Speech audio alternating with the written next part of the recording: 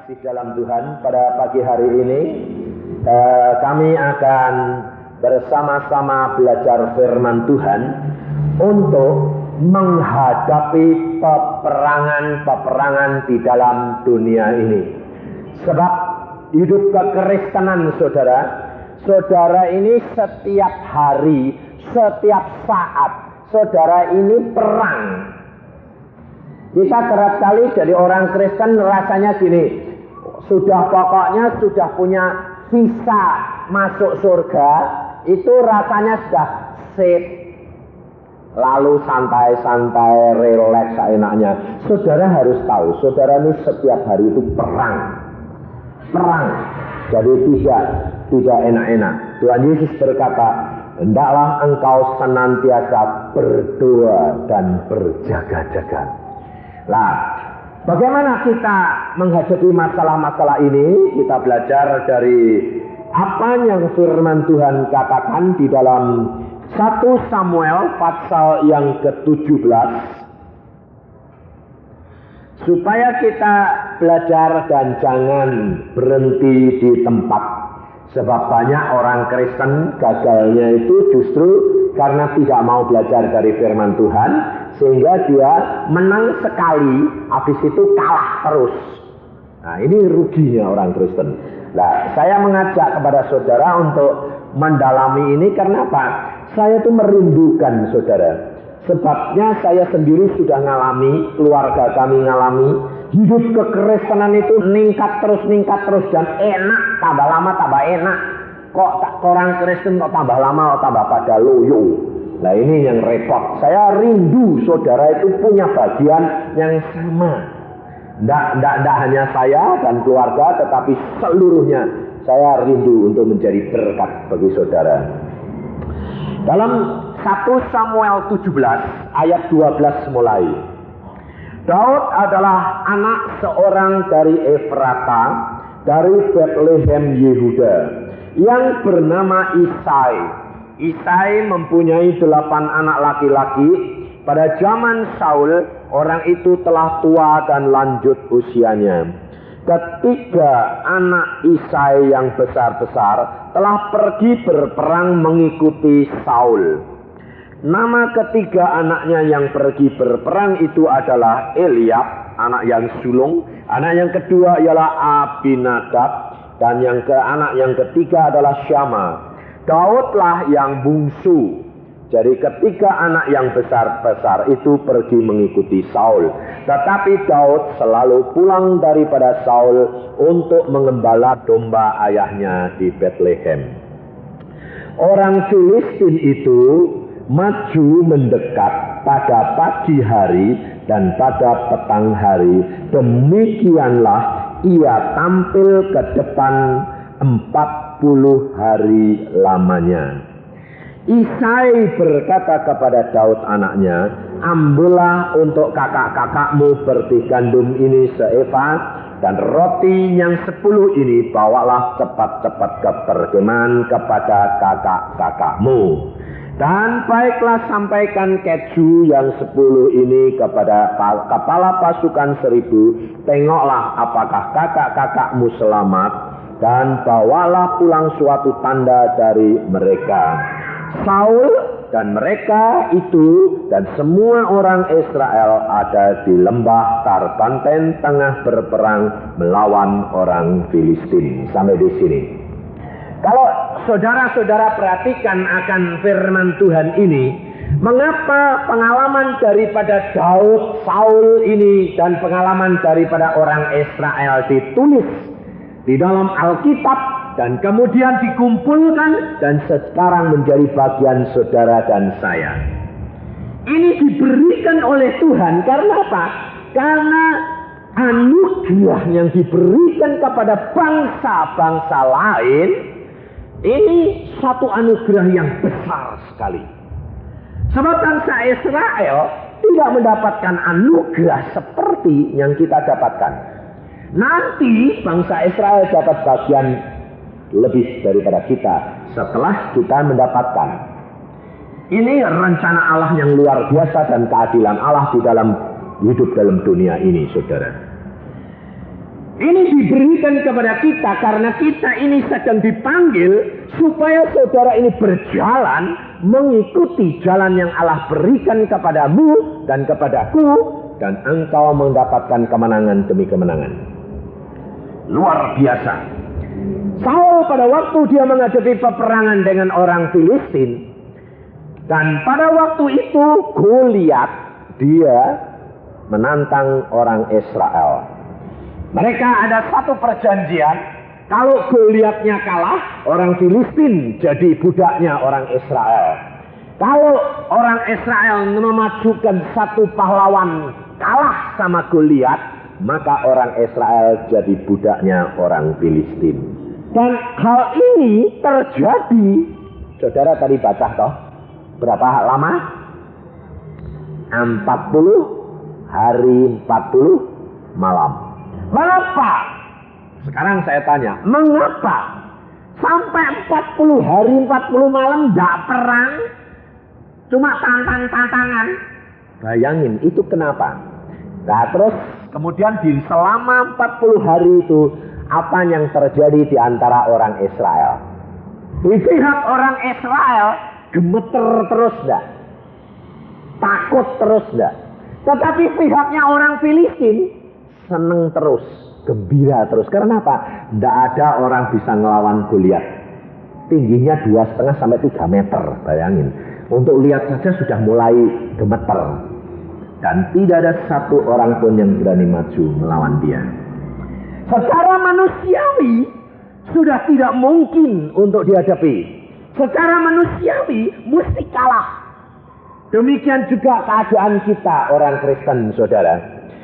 Kita kerap kali menghadapi masalah-masalah yang lebih besar daripada masalah kita. Kita kerap kali merasa tidak mampu, tidak mungkin. Menghadapi sakit penyakit, menghadapi masalah ekonomi, menghadapi keadaan keluarga yang sudah kocar-kacir, parah luar biasa. Kita tahu, zaman sekarang kejatuhan itu terjadi di mana-mana. Baik istri, baik suami. Saya menginjil kemana-mana, saudara. Saudara perhatikan, saya baru melihat perkara-perkara yang jahat terjadi. Di mana gereja setan itu kan dan anggotanya berdoa dan puasa untuk menghancurkan keluarga Kristen.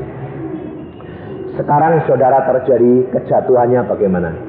Ini sudah ada beberapa keluarga yang jatuh. Orang Kristen. Perdagangannya jatuh, utang 200 juta tidak bisa bayar.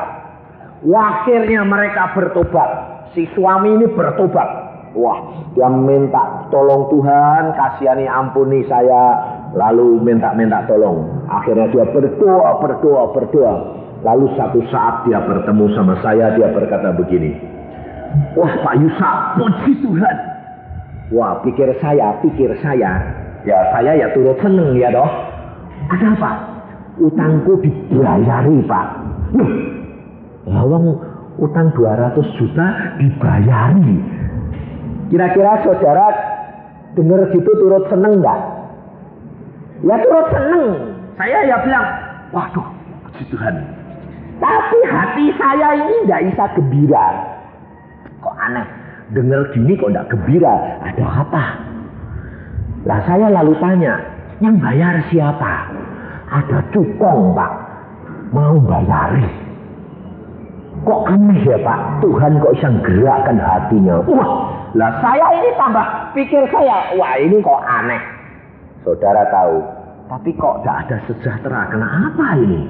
Akhirnya saya bilang ya, tenang dulu, jangan cepat-cepat, sebab segala sesuatu itu kita mesti cek dan buktikan secara nyata. Kenapa kok dia bisa bayari gitu? Apa di balik itu? Apakah dia cinta Tuhan, disuruh Tuhan, dan murni atau tidak? Saudara tahu apa terjadi? Beberapa saat kemudian Si suami ini di tokonya ini tidak sejahtera. Lalu suaminya ini bilang, aduh hatiku kok tidak enak, kita pulang sebentar. Lalu toko ini tungguin, saya pulang. Dia pulang ke rumah, ternyata istrinya nggak ada. Lalu dia tanya sama pembantunya, mana Nyonya? Nyonya pergi Pak, sama siapa? Sama direktur itu loh Pak, yang bayari utang. Wah, masuk ini, tas. Mulai curiga dia. Terus dia ngambil mobilnya, ke mana kira-kira ini? Dikejar ketahuan. Ketangkep basah. Waktu ketangkep basah, si suami ini marah luar biasa, mau dibunuh si istri sama si cukong itu. Jawabannya cukongnya biar bagaimana? Kamu bunuh, kamu nanti ya masuk penjara. Anak-anakmu menderita semua.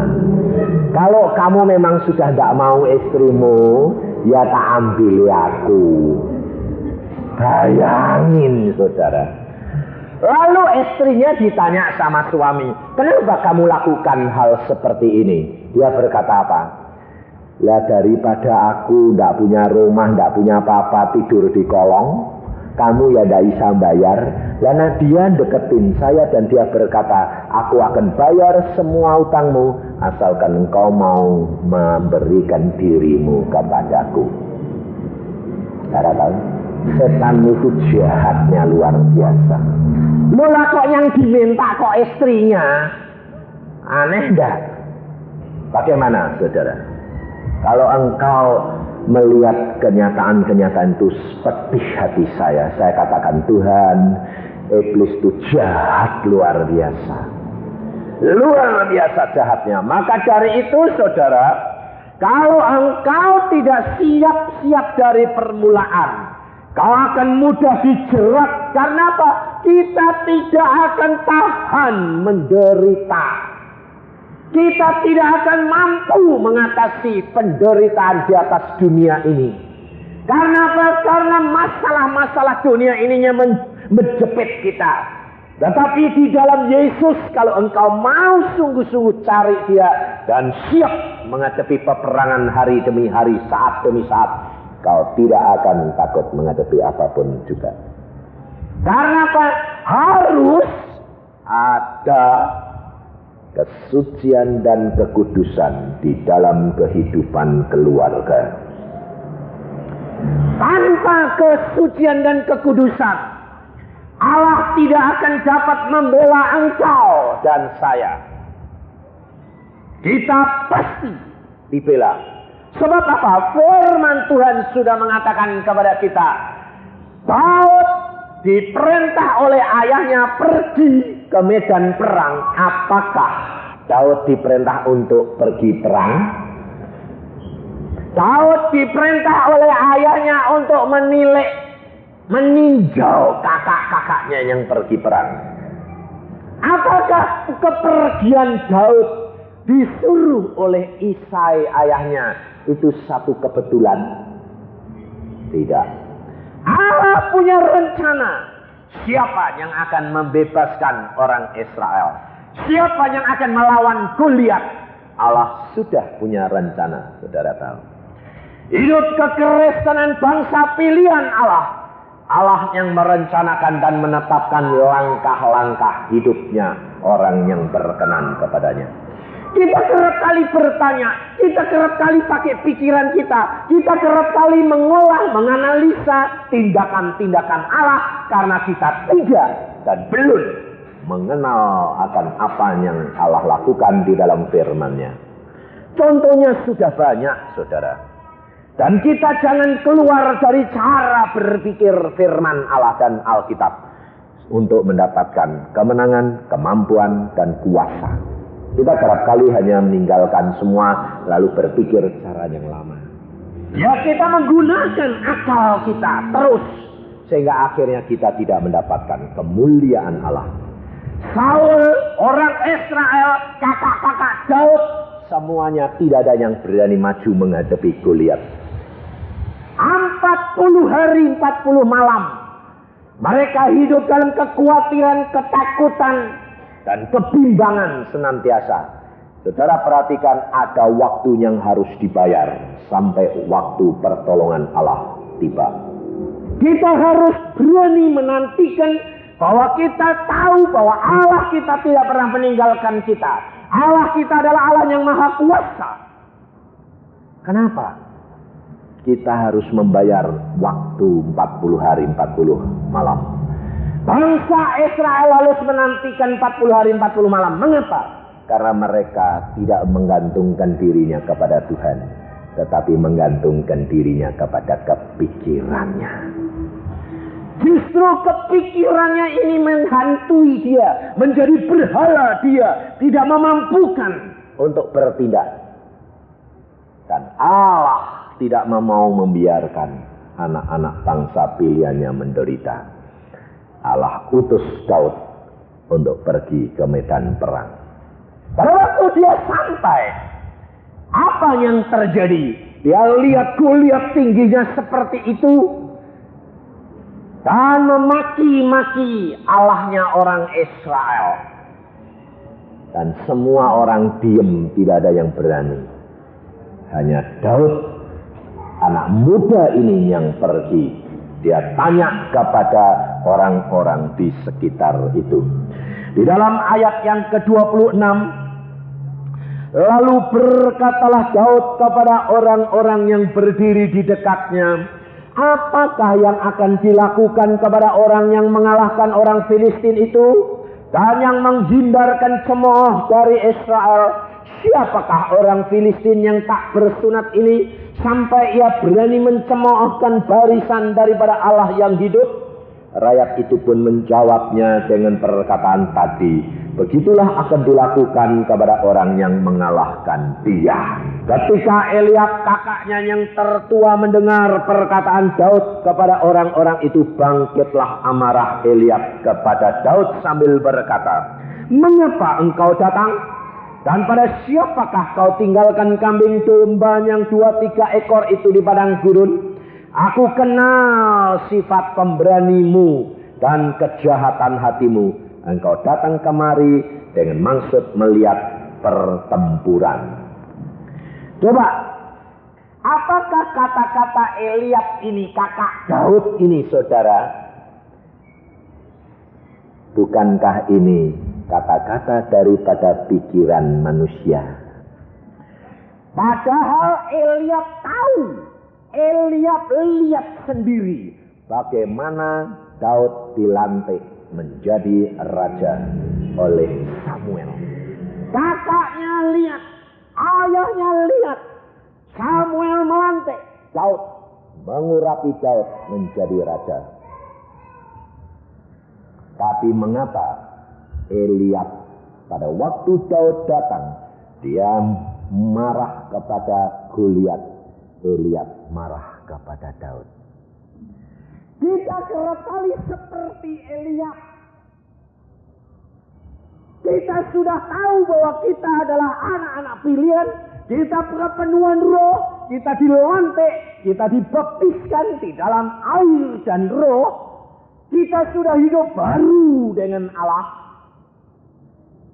Hidup kita bukan milik kita lagi. Tetapi kenyataan bagaimana? Menghadapi kenyataan Goliat yang gede, masalah yang gede, pikiran kita yang jalan atau iman kita yang jalan? Hah? Pikiran. Pantesan takut terus. Menghadapi anak sakit, iya, tambah lama tambah parah kok. Lah bagaimana sih? Katanya, terus pendetanya datang. Percaya saja. Ya percaya Pak. Tapi kali ini loh Pak, tambah parah Pak. Bayangin. Ini loh saudara. Maka dari itu menjadi orang Kristen itu kelihatannya gampang. Gampang kalau cuma cari visa masuk surga. Itu gampang. Percaya Yesus, selamat, game. Masuk surga, masuk. Wong sudah ditandatangani Yesus, amin, kowe jadi anakku, punya meterai, dibaptiskan, masuk. Tapi masuknya di mana? ngemper. Masuknya gimana? Masuk Indonesia ya masuk Indonesia. Itu di ujung tan sana lo. Masuk Indonesia ya Indonesia. Tapi kalau kamu mau masuk istana, tidak gampang, saudara. Saudara kenal presiden enggak? Tahu apa kenal? Tahu. Coba, kamu warga negara Indonesia enggak? Ya. Warga negara Indonesia. Coba minta ke sana. Langsung ke cendana lalu masuk saja. Aku warga negara Indonesia, Pak. Aku punya hak masuk istana. Kira-kira kamu bakal dimasukkan penjara enggak? Kok enak? Langsung ditangkap sama penjaganya. Loh, kamu mau apa? Loh, aku kan warga negara Indonesia, Pak. Mau masuk, mau ketemu presiden saya. Tidak boleh. Pasti kamu ditangkap, diperiksakan ke dokter jiwa. Kira gini, miring. Kenapa? Karena kita itu cuma tahu, tapi tidak kenal Yesus. Maka dari itu, saudara, jangan lagi menggunakan ini. Bagaimana caranya? Banyak belajar Alkitab, banyak berdoa, minta kepada Tuhan untuk membersihkan pikiran ini. Dan cara berpikirnya ini caranya bagaimana supaya bisa berpikir Alkitab? Brainwashing.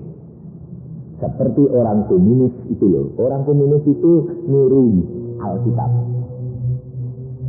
Orang itu diomongi terus. Setiap hari diomongi. Makanya kalau saudara baca Alkitab itu ngomong, jangan diam saja. Sebab iman timbul dari pendengaran. Omong, biasa. Jadi dengar sehingga itu dimasuk dalam pikiran dan hatimu. Lah kalau pikiran dan hatimu tiap kali diomongi Alkitab terus, cara berpikirmu akan cara berpikir Yesus. Luar biasa. Dan engkau tidak pernah takut menghadapi segala perkara. Sebab ini saya alami sendiri. Sebelum saya jadi hamba Tuhan, saya dituntut oleh Tuhan. Setiap firman Tuhan, Tuhan berkata, alami. Sebab saya bilang, Tuhan, aku mau jadi hambamu. Engkau panggil mau, tapi kalau engkau jamin. Kalau engkau jamin bahwa aku sanggup melakukan firman-Mu, aku mau. Tapi Tuhan mengatakan, satu perkara aku minta daripadamu. Apa? Taat, nurut. Apapun yang aku katakan, nurut. Ya. Lalu Tuhan berkata, alami semua. Alami, ya. Apa Tuhan? Semua. Ya. Saya bilang, pokoknya saya itu sudah akan kontrak. Oke, saya bilang. Ya, tapi ternyata saudara tidak gampang. Dituntut. Dari kecil apa dituntut? Mulai dari perpuluhan. Perpuluhan harus memberikan. Wah, perpuluhan itu kalau cuma 100, 200, 1000, 10.000 ya gampang, ya dah. Dong 90% milik kita, 10% Tuhan. Setelah 1/10 itu dituntut, sekarang bagaimana? Tuhan berkata, bisa. Kalau kamu cuma 1/10, itu mudah. Lila terus ya Tuhan. Rela enggak kamu tidak jatuh dalam keuangan? Ya, itu justru takut saya. Harta yang menyebabkan pendeta pada jatuh. Nah, aku punya satu cara. Apa? Setiap engkau terima persembahan, berdoa. Terus, kalau aku berkata, salurkan. Harus kamu salurkan. Saya bilang, iya. Nah, ya. Oke.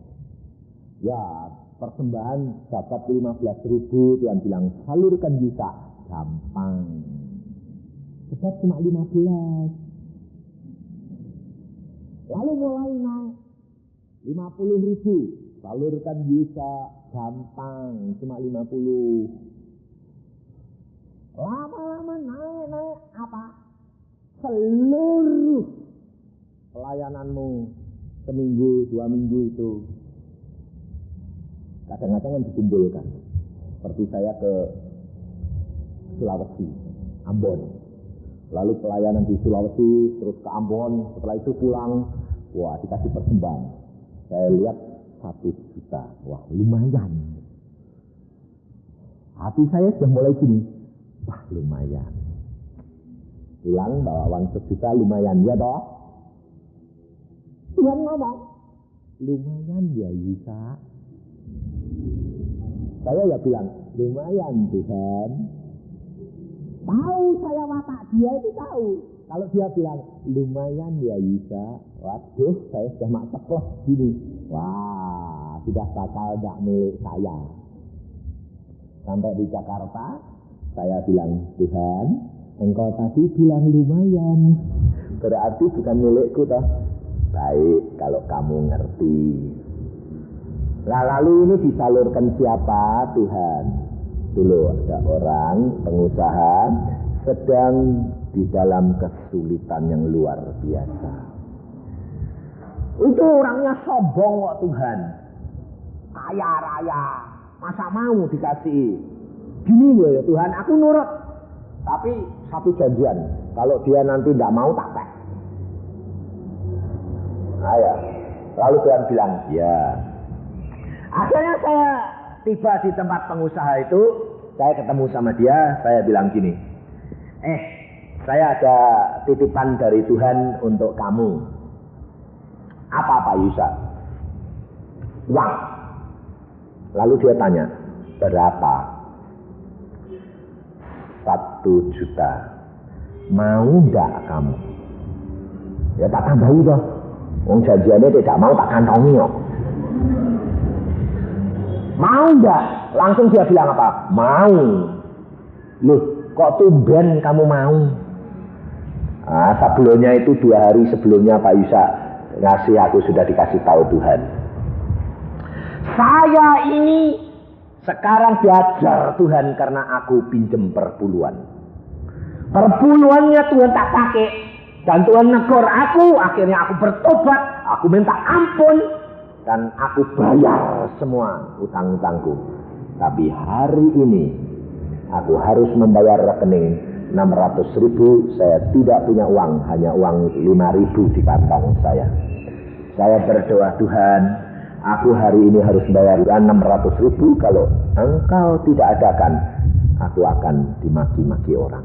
Dan orang akan tidak percaya kepadaku lagi. Tuhan berkata, aku akan utus hambaku untuk memberikan kepadamu. Lalu dia tanya, siapa? Yusa. Dia bilang apa? Mana mungkin hambamu Yusa masa punya duit juta-jutaan. Dan kalau punya kok dikasih ke siapa yang tidak sayang? Tapi waktu saya datang dia kaget. Terus saya bilang, mau enggak kamu? Ya mau. Masa enggak mau? Tuhan yang sudah ngomong. Lah saya bilang, tumben kamu mau. Kalau kamu enggak mau sih aku sudah janjian sama Tuhan. Kamu bilang, wah enggak Pak Isa. Sekali kamu bilang enggak, beneran. Lalu pada waktu itu saya kasihkan dia. Saudara tahu, waktu saya pulang, istri saya bilang apa? Aku tahu, wah saya itu diajar Tuhan loh, diajar setengah mati saya bilang. Kenapa? Habis pada waktu saya berangkat ke Sulawesi dan Ambon itu kan uang di rumah kan habis. Dan saya tinggal buat kamu karena saya kurang menurut Tuhan. Dan setengah mati saya di sana. Ngasih kolektor jada isau. Lalu istri saya bilang, rasain orang gak nurut Tuhan. Lalu saya bilang, ya. Tapi sekarang saya pulang gak bawa duit. Kamu rasain, saya bilang. Genduan tak situin. Lalu dia bilang apa? Siapa bilang aku tidak diberkati Tuhan? Apa? Aku tahu bahwa kamu tidak bawa duit. Kenapa? Tuhan sudah nyediain aku. Demikian kamu terbang naik pesawat ke Sulawesi. Besoknya ada orang datang. Tuhan berkata, aku tetap peliharakan kamu. Orang itu datang, dia tanya, mana Pak Yusa? Berangkat ke Sulawesi dan Ambon. Ini untuk berkat untuk keluarga. Berapa? 2 juta. Aku tahu kamu tidak bawa duit, aku sudah disediain 2 kali lipat. Maka dari itu saudara, hidup kekristenan itu harus mengalahkan pikiran. Hidup dengan iman, penuh percaya, berjalan dengan firman. Roh Kudus sudah diberikan kepada kita. Untuk apa? Untuk menuntun kita dalam seluruh kebenaran. Jangan dikuasai lagi dengan kepikiran kita. Daud pergi ke sana, dia mengatakan, siapa orang Filistin itu yang berani menghina bala tentara Allah? Dan Eliab memarahi Daud. Tapi apa yang terjadi? Perkataan Daud sampai kepada Saul. Daud dipanggil oleh Saul untuk menghadapi Goliat. Di dalam ayat yang ke-35 atau 34. Tetapi Daud berkata kepada Saul, hambamu ini biasa mengembalakan kambing domba ayahnya. Apabila datang singa atau beruang yang menerkam seekor domba dari kawanannya, maka aku mengejarnya, menghajarnya, dan melepaskan domba itu dari mulutnya. Kemudian apabila aku berdiri menyerang, ia berdiri menyerang aku, maka aku menangkap janggutnya, lalu menghajarnya dan membunuhnya. Baik singa maupun beruang telah dihajar oleh hambamu ini. Dan orang Filistin yang tidak bersunat itu, ia akan sama seperti salah satu daripada binatang itu, karena ia telah mencemooh barisan daripada Allah yang hidup. Itulah kata Daud, Tuhan yang telah melepaskan aku dari cakar singa dan dari cakar beruang, dia juga akan melepaskan aku dari tangan orang Filistin itu. Kata Saul kepada Daud, pergilah, Tuhan menyertai engkau. Lalu Saul mengenakan baju perangnya kepada Daud, ditaruhnya ketopong tembaga di kepalanya, dan dikenakannya baju jirah kepadanya. Lalu Daud mengikatkan pedangnya di luar baju perangnya.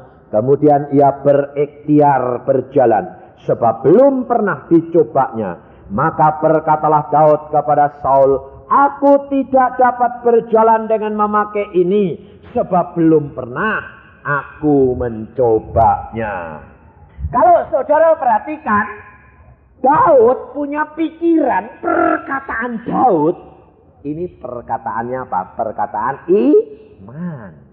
Bukan perkataan dan pikirannya dia sendiri. Karena dia membandingkan Goliat dengan salah satu binatang. Binatang itu tidak punya pikiran. Goliat punya pikiran. Bayangin saudara, orang yang lain, Saul dengan kakak-kakaknya, dianggapnya oleh manusia lain adalah normal. Daud tidak normal. Demikian juga saudara jadi orang Kristen, kalau saudara berjalan di dalam iman, saudara dikatakan normal kan enggak?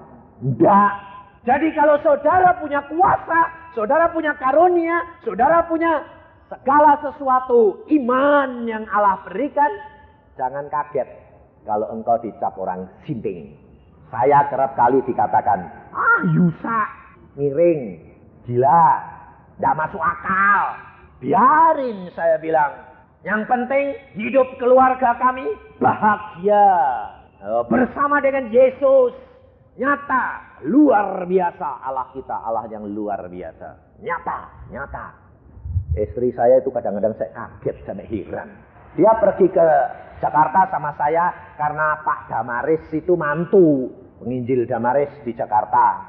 Lalu saya ini ke Jakarta cuma mau mengunjungi orang mantu. Sudah bawa hadiah dari Bandung. Sampai di sana hadiah ini di hotel tak gotong-gotong itu. Tuhan ngomong, Yusa, hadiahnya jangan kamu kasih barang. Kasih uang saja. Loh, lah kok ngomong kok dari Bandung sih Tuhan? Kan dari Bandung kan tak bawa ke uang. Lah yang ini tidak bawa duit, pas-pasan. Loh, lah karena kamu tadi malam kan khotbah. di Borobudur kan dapat persembahan. Oh iya, berapa Tuhan? Semua kasihkan.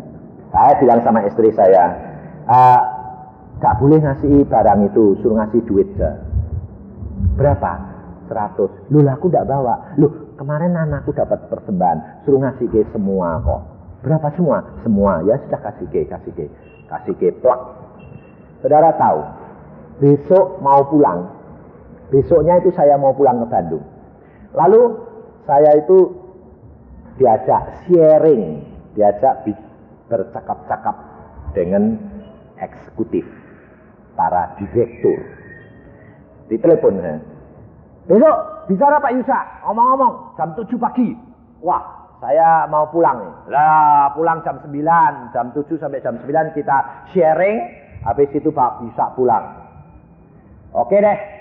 Ngomong-ngomong, ngobrol ya. Ya, ngomong-ngomong.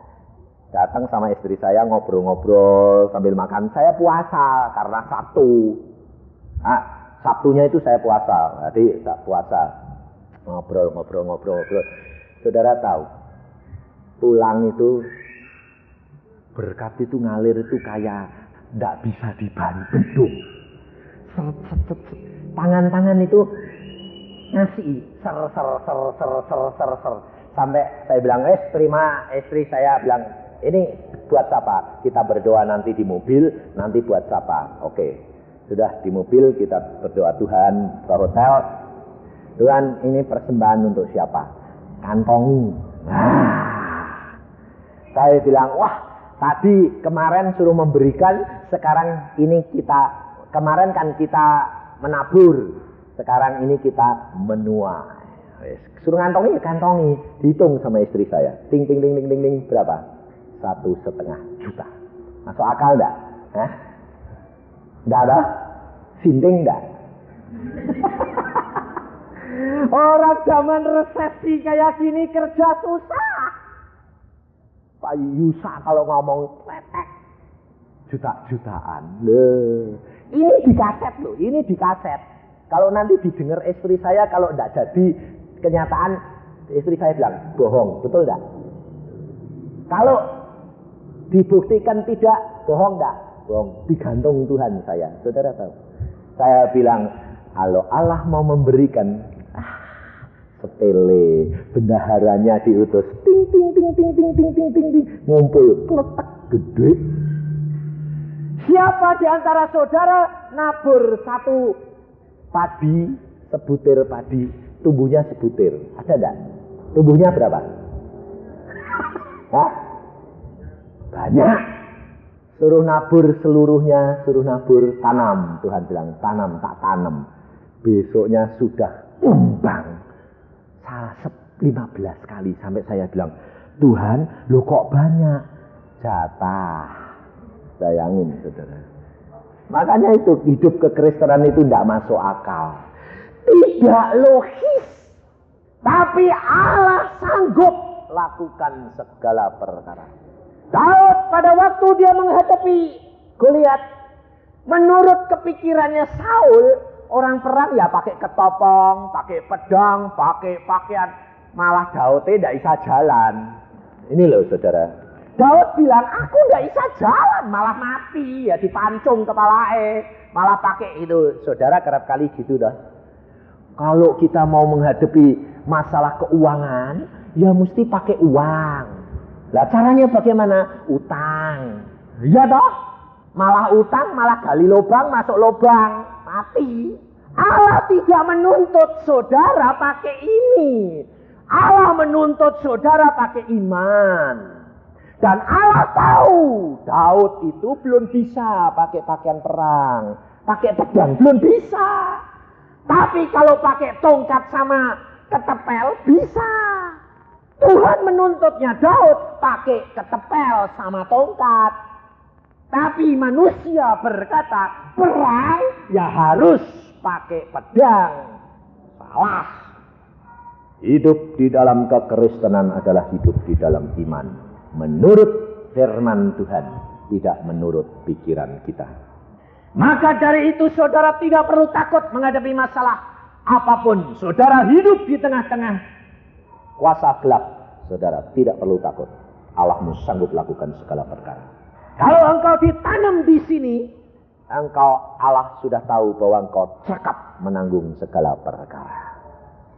Jadi jangan takut.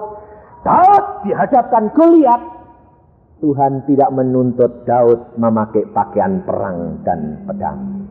Allah menuntut iman. Dan Daud mengambil batu di sungai. Dan dia menghadapi Goliat dengan ketepel dan tongkat. Dan Daud dapat mengalahkan. Tetapi apakah setelah Daud dapat memenangkan pertempuran dengan Goliat, apakah lalu Daud perang terus pakai ketepel? Tidak. Ini kesalahan orang Kristen. Kalau orang Kristen sudah mengalahkan sekali dengan iman, masalahnya dapat diatasi, bisa. Lain kali kalau ada masalah lagi, lalu bim, pokoknya dengan iman. Mati malah. Kenapa? Allah tidak mau begitu. Engkau tidak bisa membatasi kuasa Allah. Engkau harus nurut. Kalau engkau sudah menang, tetapi selanjutnya Daud harus pergi berperang, Daud harus belajar pakai pedang dan pakai pakaian perang. Tidak lalu pakai ketepel terus. Kekalahan orang Kristen di sini, saudara. Sekali dapat pengalaman, contohnya, ada orang kerasukan setan. Lalu saudara dapat karunia untuk berdoa dalam nama Tuhan Yesus. Wah, terus saudara bilang, dulu itu tak tempeli tangan plek terus keplok jatuh kok. Terus sekarang mesti dikeploki terus, plak gak jatuh. Loh kok sekarang gak bisa ya? Lain. Tuhan itu harus kamu menyediakan. Engkau harus doa puasa. Untuk mengusir kuasa gelap, engkau harus doa puasa. Artinya engkau sudah masuk di dalam peperangan, engkau harus pakai ketopong keselamatan, pakai pedang kuasa firman Allah. Dan kamu harus menurut akan firman daripada Allah. Ini yang kamu lakukan. Siapkan dirimu. Jangan lalu dengan pengalaman pertama itu, terus segala masalah kamu hadapi dengan itu. Jadi seperti Daud sekali menang sama Goliat ketepel, lalu perangnya pakai ketepel terus. Mati gak Daud? Mati. Lain-lain pakai ketepel, pakai pedang, pakai baju jirah, Daudnya tidak mau. Karena sudah pernah menang sekali, mati. Ingat saudara, Alkitab mengajar kepada kita langkah-langkah apa yang kita harus hadapi. Cara-cara bagaimana menghadapi kuasa gelap. Sebab firman Tuhan berkata, engkau dan saya bukan berperang dengan darah dan daging. Kita berperang dengan kuasa dan penguasa di udara. Kita harus menghadapi kenyataan ini saudara. Kita harus melatih diri. Firman Tuhan berkata, latih dirimu, latih dirimu, latih dirimu. Kita harus latihan untuk menjadi laskar-laskar Kristus. Tidak bisa, saudara mau pengalaman pertama itu saja.